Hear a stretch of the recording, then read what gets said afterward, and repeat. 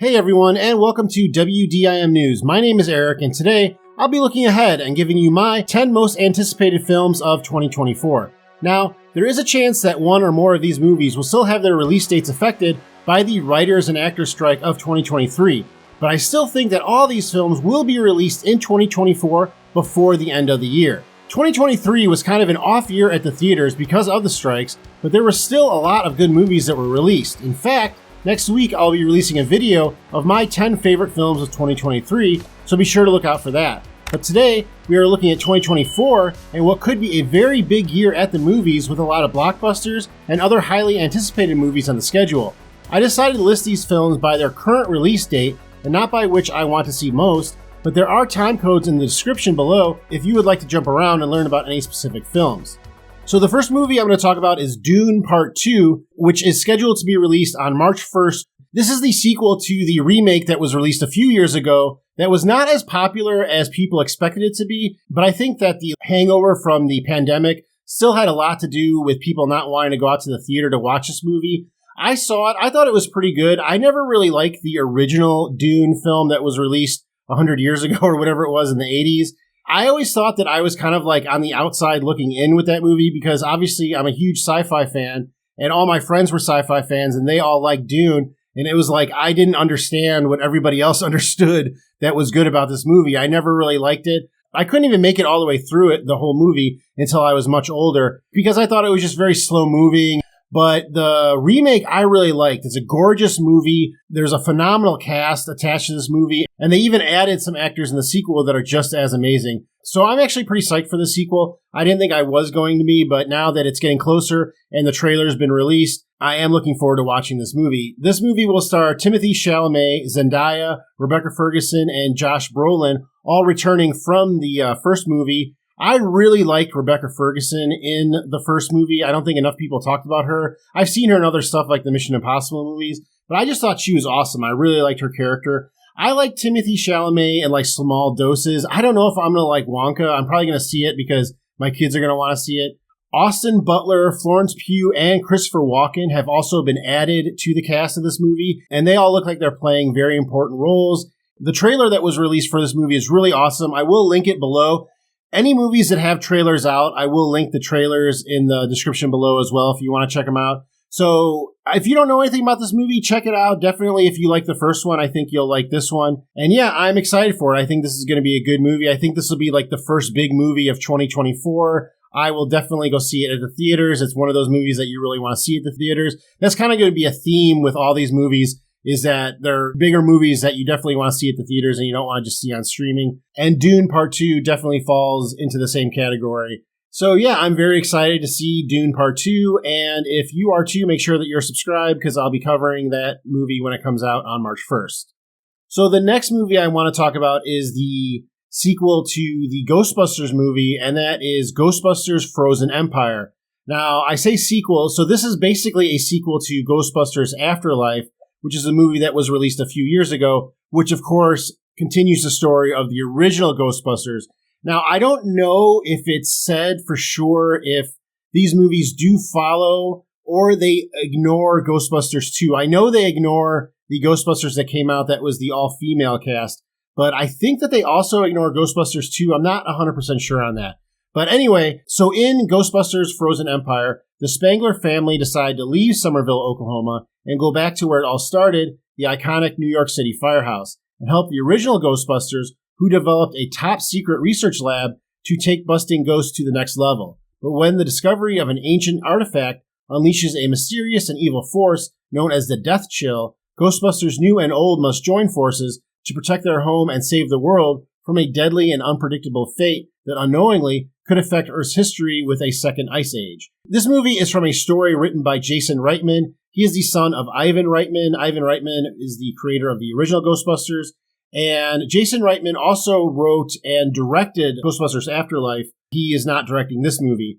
From Ghostbusters Afterlife, the returning cast are Paul Rudd, Carrie Coon, Finn Wolfhard, and McKenna Grace. They're kind of the new core four members of the Ghostbusters. I think there's supposed to be another movie after this too. Everything kind of gets signed on as a trilogy these days, and I think that these actors did sign on for 3 movies. I like this cast in Ghostbusters Afterlife. I don't know if it was my favorite Ghostbusters. I probably didn't even like it as much as the second Ghostbusters, but it was fine. I mean, it was okay. I think I only saw it once. I only saw it in the theaters. I haven't watched it since. So I should probably watch it again to see, what I think about it now. All in all, I thought it was a pretty decent movie. I thought the third act especially was pretty strong. So besides the actors that are returning from Ghostbusters Afterlife, Bill Murray, Dan Aykroyd, Ernie Hudson, and Annie Potts are also returning from the original Ghostbusters, as well as William Atherton as Walter Peck. I think that's awesome. I'm really interested to see how Walter Peck plays into this movie. I hope it's not just a cameo. I hope he's actually a part of the plot and maybe he's the main villain again in this movie. That would be pretty cool to include the villain from the original Ghostbusters back into this one. I know they kind of did that in Ghostbusters Afterlife with bringing Zool back, who was the spiritual, villain of the original Ghostbusters. Now we're getting the human villain of the original Ghostbusters, so it'd be cool if he also returned as the main villain of this movie. Besides these actors, Patton Oswalt and Kumail Nanjiani have also been added to the cast. I love both of them. Patton Oswalt especially, anything nerdy it seems like he's involved with, and I love it because he makes it all better because he's an actor that's just loving it. He's just hamming it up the whole time he's in the movie because deep down he probably can't believe he gets to be in a Ghostbusters movie, just like any of us would probably feel being in a Ghostbusters movie. So I am down to see what Patton Oswalt can do in this movie. I think it'll be very funny. The movie script is said to be reminiscent of the adventures of the animated series The Real Ghostbusters, which was released after the first film. Now, there were 2 animated series, and I always get them mixed up in my memories. I know I liked both, but I can't remember which is which. And even when it's right in front of me, I still kind of forget. There was an animated series called The Real Ghostbusters, and then there was another animated series called The Ghostbusters, but both are pretty good. The other series, I think, was the one that was written by JMS in one of his kind of early successes in Hollywood. I think this will mean the tone of this movie is a little more fun than some of the other Ghostbusters movies, even though they kind of all have, a dark tone and a humorous tone. I think that this will probably lean more on the humor side and not be as dark as any of the Ghostbusters movies before it. The trailer looked pretty cool, but the only thing I will say that I did not like about the trailer is that it starts out by using the song Cruel Summer by Bananarama, and Karate Kid owns that song. I mean, why would you, I know you're probably trying to, drum up some nostalgia, 80s nostalgia with people watching a Ghostbusters trailer and using a song from the 80s. But that song is so identifiable with Karate Kid, and Cobra Kai now is very successful, and they've used that song again. So to use that, especially right at the beginning of this trailer, I think it was a mistake. It kind of immediately pulled me out because when I clicked on the Frozen Empire trailer, I was like, wait a minute, did I accidentally click on a Karate Kid thing? Why am I listening to this song? Is this Ghostbusters? So I think that was a mistake. Whoever decided to use Cruel Summer in that trailer was wrong. But besides that, I thought the trailer looked pretty fun and pretty cool. I'm a big fan of Paul Rudd as well, so I will definitely be there watching this movie on March 29th, 2 days after my birthday. The next movie I want to talk about comes out the next month, and that is Godzilla vs. Kong, New Empire, sequel to Godzilla vs. Kong that is going to be released on April 12th in 2024. This latest entry follows up the explosive showdown of Godzilla vs. Kong with an all-new cinematic adventure pitting the almighty Kong and the fearsome Godzilla against a colossal undiscovered threat hidden within our world, challenging their very existence and our own. The epic new film will delve further into the histories of these titans, their origins, and the mysteries of Skull Island and beyond, while uncovering the mythic battle that helped forge these extraordinary beings and tied them to humankind forever. I was a big fan of Godzilla vs. Kong. I didn't like the human aspect of that movie. I think of all the Godzilla or Kong movies in the MonsterVerse that's being produced by Legendary and Warner Brothers Studios, I think that the human part of that movie was the worst. So I hope that in this movie, it's either completely different or maybe there's even less of it. I don't know how they could do it because I know that whenever the monsters are on screen, the CGI, budget goes up. But I did see that with the returning cast, the only people that are returning from Godzilla vs. Kong are Rebecca Hall and Brian Tyree Henry. Millie Bobby Brown and Alexander Skarsgård are not returning. I really did not like them in that movie, so I'm not going to miss them at all. And Rebecca Hall, I've seen her in other things, but I just think, again, she's really bad in these movies. And Brian Tyree Henry, the same thing. I've seen him in other stuff, and I like him in other stuff, but I thought he was really bad in Godzilla vs. Kong. But the trailer did show some interesting things. It showed that Kong had some kind of gauntlet on his hand, and Godzilla has this new pink hue to his atomic breath. I saw somewhere online that they did this to kind of be a reference or an in-joke to the Barbenheimer phenomenon when Barbie and Oppenheimer were released, because, of course, pink is associated with Barbie, and atomic breath, atomic, that would be associated with Oppenheimer, that Godzilla got some kind of Barbenheimer upgrade or something like that. I don't know if that's true, but if it is, that's hilarious. But still, when I see that in the trailer, now that's all I think is that that's a Barbenheimer upgrade for Godzilla. There was also a part of the trailer that showed Godzilla and King Kong running side by side. I did not think that looked great. I don't like Godzilla running. I don't think Godzilla should be running. He's usually shown as this massive, slow, lumbering creature that you just have to get out of the way of, and that's really the only way that you can survive, because there's no way to beat Godzilla. Just get out of his way. But in this movie, he can run. I think he ran a little bit in Godzilla vs. Kong as well. He definitely moved around a lot more. I'm okay with King Kong moving around like that. Obviously, he's a big gorilla, but I don't like Godzilla running. I thought that was a really bad shot.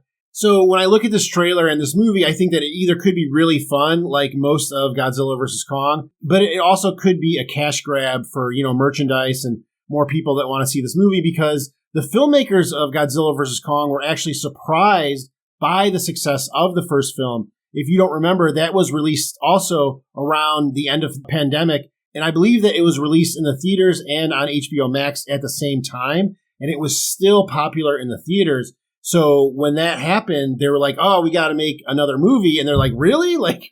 We're surprised people like this movie that much. So because of that, it's kind of how is this movie going to go if they didn't really expect to be able to make this movie? And, the thing with Kong wearing a gauntlet on his arm and Godzilla being pink now instead of blue, that kind of reminds me of the old days when Star Wars would try and get more, money by slightly altering their characters from movie to movie. Like C-3PO would have, a different colored arm or something, so kids had to buy the new toy because he has a different colored arm. I kind of get that feeling for this movie as well, with Kong with the gauntlet and pink Godzilla. Well, now all the kids left to get the new toys, and I don't know if there's going to be much substance to this movie.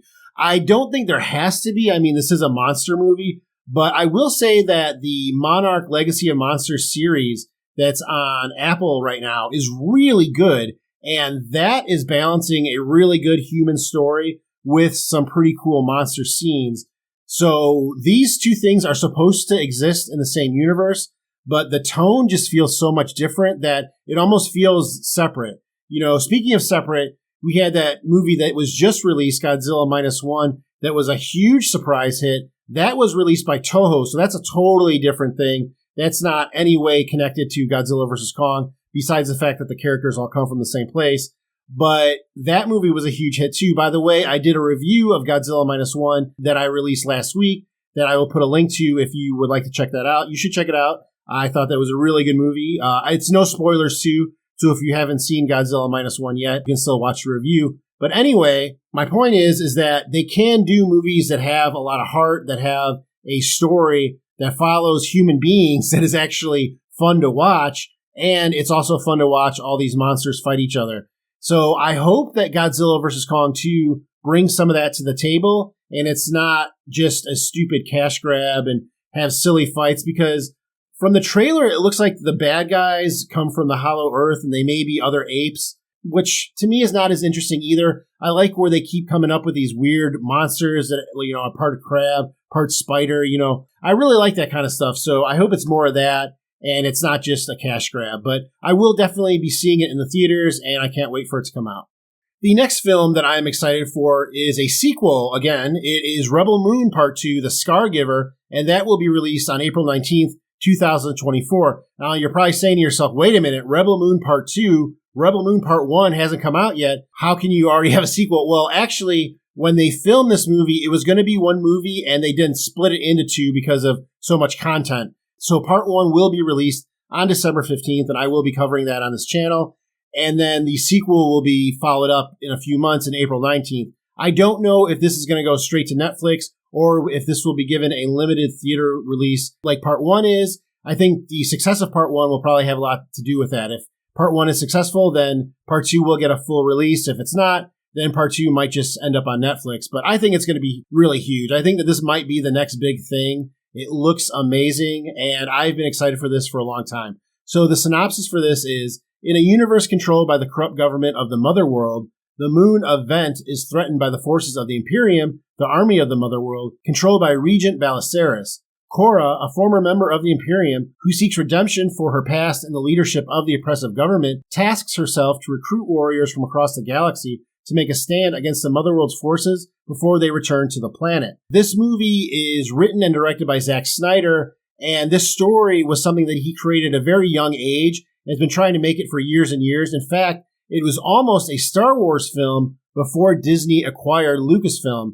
Lucasfilm had talked to Zack Snyder about creating a standalone Star Wars movie, and they were along with the pre-production process, and he was trying to kind of meld this story into a Star Wars narrative, but then Disney bought Lucasfilm and decided not to go with this project. But a lot of people say that a lot of the DNA from Rogue One was planted in the idea that Zack Snyder brought to the table for his version of Rebel Moon that was going to be in Star Wars. This movie looks amazing. It looks like a sci-fi kind of Magnificent Seven, Dirty Dozen kind of movie. I have other videos on what this movie is about that I will link in the description if you'd like to check it out. But I'll also put the trailer for the first movie in the description, of course.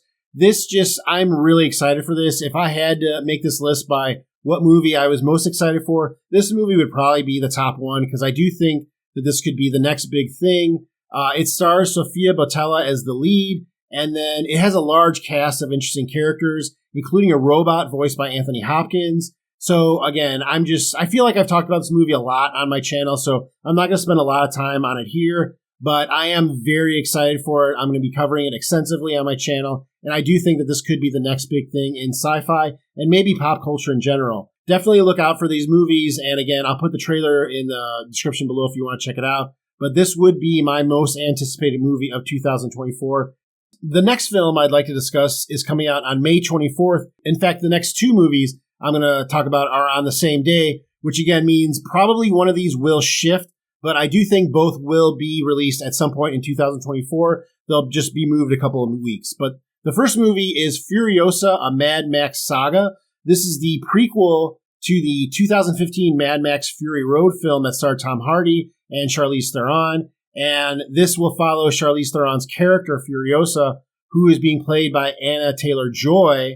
And I believe that this is also a prequel to the first three Mad Max films that starred Mel Gibson. I know that this movie doesn't have anything to do with Mad Max. It's based on the other character, Furiosa. But in the timeline of the events of what occurs, I believe that these events happened before the first Mad Max film. Don't quote me on that. I'm not 100% sure. But the synopsis for this movie is, as the world falls, young Furiosa is snatched from the green place of many mothers and into the hands of a biker horde led by the warlord Dementus. While two tyrants war for dominance over the Citadel, Furiosa survives many trials as she plots her way back home through the wasteland. A lot of the things I just talked about were mentioned in Mad Max Fury Road, like the green place of many mothers. The character warlord Dementus is going to be played by Chris Hemsworth, and he's supposed to be the main villain of the movie. I don't think I've ever seen Chris Hemsworth as a villain, so I think that's pretty interesting. And a few other characters from Fury Road will return, such as Immortan Joe. He was a really interesting character. He was basically the main bad guy from Fury Road. This film is also written and directed by George Miller, who has done all the Mad Max stuff. And it looks like it. Like when you look at the trailer, it looks right out of this world. And that's kind of my favorite thing about these movies, is that I love the visuals and all these insane characters that this guy comes up with. And even the dialogue is just way out there. And it seems like every movie gets crazier. If you go back to the original Mad Max film and come to, now, there was a huge, kind of jump when they went to Thunderdome, but still every movie seems to get crazier. And this movie kind of happening before everything else, maybe we'll see more about how the world came to be like this. In the first Mad Max, I think that the world has already gone to crap. Like, I believe that it's already, like, we're already in the apocalypse. And this movie, you know, as the synopsis says, as the world falls, it sounds like we're going to be seeing like right when it happens, which will be pretty cool. I'm sure that George Miller will have some interesting things to say about the end of the world. So again, I'm really looking forward to this movie. I think it's definitely a movie you want to see in the theaters because the visuals are so crazy. I'm a big fan of Anna Taylor-Joy too. I think she's a great actress. And again, I can't wait to see Chris Hemsworth as a villain. He looks really cool in the trailer too. So this is definitely a movie that I think will be very big, and I am really looking forward to seeing it. And then the other movie that I'm looking forward to seeing on May 24th is Kingdom of the Planet of the Apes. Now, this starts a new trilogy. This is kind of the sequel to the 2017 War for the Planet of the Apes, but this will be new characters. So there's a time jump if you have been watching these Planet of the Apes movies since they did the reboot. I think it was Rise of the Planet of the Apes was maybe the first one. But there were 3 movies. The first one was with James Franco. I know that. Those movies basically followed Caesar, who was played by Andy Serkis through motion capture.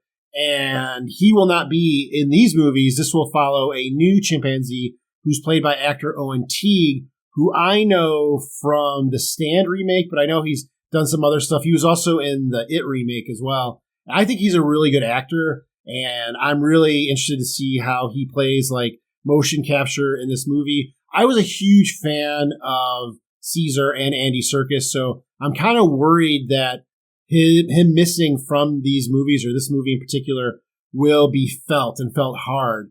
So I'm kind of like on the fence about, will these be good or will these not be? Because you really need that central character to make you believe about all these apes, because you're just watching talking apes the whole time. So if the characters aren't compelling, it's kind of hard to follow. And there have been some not compelling characters in this franchise so far. So hopefully we won't miss Andy Serkis that much is what I'm saying. I don't think he's involved in this movie at all, which is surprising because I know that he's directed and stuff too. So I wouldn't be surprised if he directed one of these movies in the future. And the synopsis for this movie is, many generations after the events of War for the Planet of the Apes, ape civilization has emerged from the oasis to which Caesar led his fellow apes, while humans have regressed into a feral state. When the ape leader Proximus Caesar perverts the teachings of Caesar to enslave other clans in search of the last traces of human technologies, Noah, a common chimpanzee, embarks on a harrowing journey alongside a young human named May to determine the future for apes and humans alike. So Noah is the young chimp that I was talking about, played by Owen Teague. May is going to be played by Freya Allen. Freya Allen is also in The Witcher. She's the young girl with like the white blonde hair. I don't remember her character's name, but I like her in that series. Kevin Durand is playing the villain Proximus Caesar. He is an actor that I also like. He's been in Smokin' Aces. He's been in one of the X-Men movies. He's been in a lot of stuff. He's this big Australian dude. He's definitely fun to watch. So I think that he's going to be really good as the main villain. And I think I mentioned this, that this film will begin a new trilogy. And I think that the third film will be the one that links it back to like the Charlton Heston original movie, because the original Charlton Heston Planet of the Apes had to do with him being an astronaut that was like stuck in space in some kind of time vortex or something. And he came back down to Earth after it had already been overrun by apes. So it looks like we're getting to the point in this universe where the Earth looks like it did when Charlton Heston's character came back. So I wonder if the third movie will be that. That's the one I'm looking forward to the most, because, I mean, that'll be 5 movies leading up to this one. I think that's pretty cool if they can pull that off. So I'll definitely be watching this movie. I love these movies so far. I am concerned about the loss of Andy Serkis, but I'm definitely going to be checking it out, and I think it's going to be pretty good. The next movie that I'm going to discuss is probably on everyone's list of most anticipated movies of 2024, and that is Deadpool 3. Right now, that is scheduled to be released on July 26th of 2024. This is one where I could see it moving, but I know that since this is the only movie that Marvel has coming out in 2024, that they're just using all their resources to get this movie out. It was reported that half of the movie was filmed before the writers and actors strike, and they are filming now, but still the movie release date could be moved back again. What's really interesting is that there's so much, improvised dialogue in the Deadpool movies. During the writer's strike, they were still trying to film, but you couldn't improvise because that would have been a violation of the terms of the writer's strike. So it was thought that maybe this movie is not going to be as good because they can't improvise. But really, Deadpool, Ryan Reynolds, is behind a mask. So they could just have his head moving around. And then right now, when the strike is over, say in post, like have Ryan Reynolds record whatever he wanted to during that scene. So I don't think that that's going to be as big a deal as most people are making out to be. But I do think that because of the truncated schedule, that we could see this release date maybe moved a little bit. There is no real synopsis for this movie out yet. All I could find was Wolverine is recovering from his injuries when he crosses paths with the loudmouth Deadpool. They team up to defeat a common enemy. So again, not much of a synopsis right there. Saying that Wolverine is recovering from his injuries is interesting. I do know that this film will take place before Wolverine's death in the film Logan. They have said that death is final, that Wolverine did die in that movie, but Logan takes place in the future. They don't say exactly when in the future, but if this film, I guess, is supposed to take place during the time of the X-Men films, then that obviously happened much before the movie Logan. So even though Wolverine's dead, we still have Hugh Jackman back because of time travel and the multiverse. And speaking of time travel, it has been rumored that the time traveling done by Deadpool in the second Deadpool movie will also be a part of the plot. If you don't remember Deadpool 2, it had to do with a time traveler named Cable, who was played by Josh Brolin. And at the end of the movie, Deadpool used that technology, or he augmented it some way, and he started going not only to different time periods, but different multiverses as well, different universes. He shot himself before he could take the role of the Green Lantern. He shot his character from X-Men Origins Wolverine. And because of that, somehow that will play into the plot of this movie. Somehow that's going to bring him into the MCU. There have been rumors that there are characters from the series Loki that will be in Deadpool 3 and somehow connect the X-Men and Deadpool to the MCU through that. Besides Ryan Reynolds, I think I mentioned Hugh Jackman will be returning as Wolverine. This will be the first time they are together since the film X-Men Origins Wolverine. This film could feature cameos from dozens of characters that have appeared in any X-Men movie that's ever been released. There have been pictures of filming, and there's tons of spoilers out there already. I suggest you don't look at those pictures because I didn't want to find spoilers, and I just happened to click on an article, and then boom, it shows a dead character on the ground. It's like, wow, that probably would have been cool to see in the movie, but now I know about it. So I'm not going to spoil it for you here. But again, this could be a huge movie, probably one of the biggest of 2024. I think it's going to be a lot of fun. I hope it's not as complicated as some of the other multiverse movies. I don't think it will be. Usually the tone of Deadpool movies is pretty funny and pretty light. So I am definitely looking forward to this movie like most everybody else, and we'll be seeing it when it is released, hopefully on July 26th.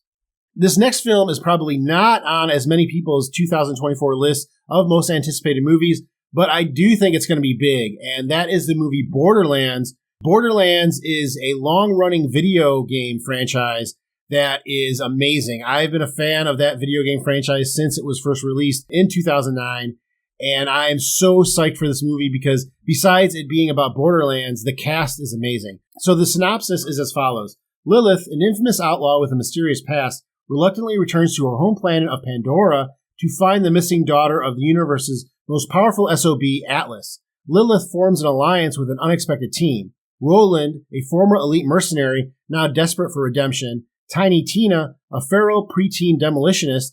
Krieg, Tina's muscle-bound, rhetorically challenged protector. Tanis, the scientist with a tenuous grip on sanity. And Claptrap, a persistently wise-ass robot. These unlikely heroes must battle alien monsters and dangerous bandits to find and protect the missing girl, who may hold the key to unimaginable power. The fate of the universe could be in their hands, but they'll be fighting for something more, each other. This movie is directed by Eli Roth, who, of course, is known for tons of horror movies, and Thanksgiving, which was a horror movie that just came out last month. But besides Eli Roth, Cate Blanchett will be playing Lilith, Kevin Hart will be playing Roland, Jack Black will be voicing Claptrap, Jamie Lee Curtis will be playing Tanis, and Ariana Greenblatt, who played the young version of Ahsoka in that series and has been in a couple other things, will be playing Tiny Tina. The cast also includes Edgar Ramirez as Atlas, and comedians Bobby Lee and Penn Jillette will also star in the movie. The release of this film was heavily affected by the writers and actors strike, as reshoots needed to be completed. To give you some perspective on how messed up the filming of this movie has been. Eli Roth couldn't even be a part of the reshoots because he started working on the film Thanksgiving. Well, Thanksgiving has already been released in the theaters. Like, it was released a month ago, and we're not getting Borderlands till August 9th of 2024. So that tells you right there how the filming of this movie has been messed up. But I am still really excited for it. I think it's going to be amazing. I'm a big Cate Blanchett fan, and her being in a movie like this, I think is going to be amazing. She has this really dry sense of humor that I think will be great. Kevin Hart and Jack Black, of course, will be hilarious. And Jamie Lee Curtis is probably my favorite actress of all time. The games are awesome. If you haven't played the games and you're looking for a new game to pick up, try Borderlands. It's kind of like Star Wars meets Fallout. It's set in this post-apocalyptic world, but there's, aliens and different planets, and it's a really bright game. It's not, one of these dark, like Fallout is always dark or raining, and Borderlands, it's always really bright. Everything's really colorful, and it's just a really, really fun game. And I think this movie is going to be awesome. Again, not a lot of people are talking about it, partially because of all the problems that they've had in production and post-production, but I still think it's going to be awesome. This is a movie that I think could even be moved up from its August 9th date. It probably has something to do with the cast and when they can all be together to promote the movie. This is probably my number 2 for most anticipated movies of 2024. This is probably my second most because I just love the game so much. There's been a lot of good video game adaptations recently, and I think this is going to be another one. So I'm definitely looking forward to Borderlands. I'll be covering on this channel, and as soon as the trailer is released, I will be covering it. Another movie I'm super excited for is the next film in the Alien franchise.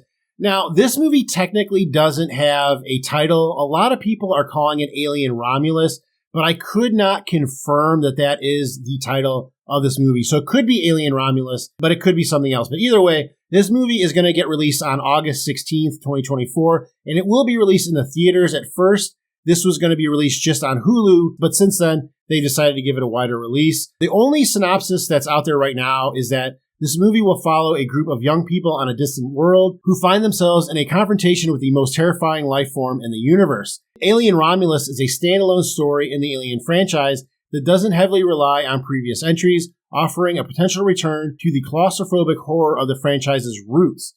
So that tells me right there that this movie is going to be a lot more alien than Aliens. It seems like the films in the Alien franchise have been more like the sequel and not more like the original, meaning there's a lot more guns and mercenaries, and eventually we get to Predator versus Alien. But it started out, Alien is very much like a small horror movie. It's basically a slasher movie. I mean, you could supplement the Alien with Michael Myers in that movie, and it would basically be the same thing, except for, Michael Myers doesn't bust out of people's chests.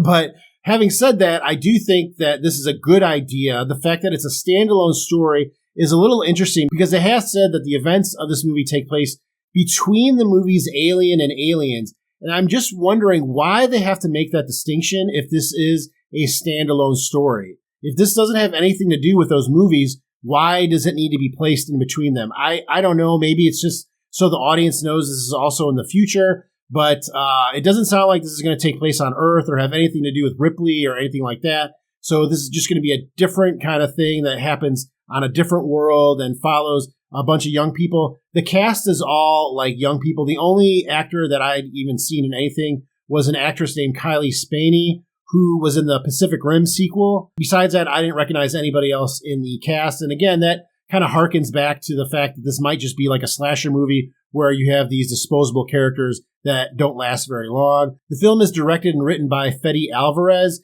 He did the Evil Dead reboot. He's done a couple other horror movies, again, making this seem like this will be very much a horror movie. And the idea for this movie is something that he pitched to Ridley Scott at a party like 10 years ago. And then years after the party, Ridley Scott got a hold of him and said he wanted to make the movie, which I think is just really cool. Like, I don't know how often that happens in Hollywood, but that does seem like a Cinderella Hollywood story right there.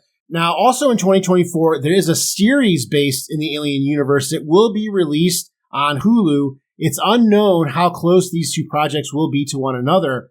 It does sound like the movie was created after the popularity of the Predator prequel Prey kind of took hold in 2022, and that's when this movie was greenlit. So it sounds like Disney and Hulu are probably hoping for a similar reaction to this film that there was to Prey. I haven't heard anything about a sequel to that movie, which is kind of weird. But I do think that this will be a lot like Prey and, a lot more like stripped down and probably pretty bloody and very horror-based. But I love anything in the Alien franchise, so I'm definitely going to be looking forward to this movie. So if you are a fan of the Alien franchise, 2024 will be a big year for you. And then my final movie that I'm excited for in 2024 is the sequel to Beetlejuice. That is reported to be released on September 6th, 2024. This is another one that could be moved. They're in post-production right now, but I do feel that there's a chance that the release date on this one could be moved.